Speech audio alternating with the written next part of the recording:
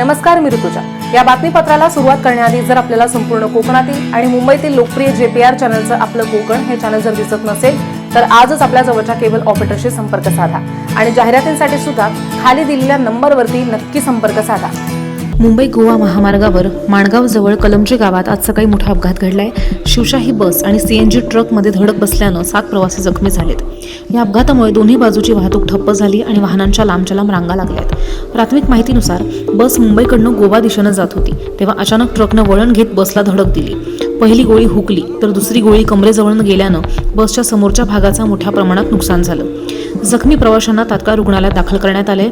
Police आणि आरोग्य विभागाच्या अधिकाऱ्यांनी घटनास्थळी धाव घेतली आणि जखमींना प्राथमिक उपचार देऊन रुग्णालयात पाठवले। वाहतूक कोंडी दूर करण्यासाठी पोलीस पथक आणि महामार्ग विभागाच्या कर्मचाऱ्यांनी कार्यवाही सुद्धा सुरू केली आहे। अपघातामुळे महामार्गावरती वाहतूक अडचणी निर्माण झाल्यात आणि प्रवाशांना शक्यतो पर्यायी मार्ग वापरण्याचं आवाहन करण्यात आले।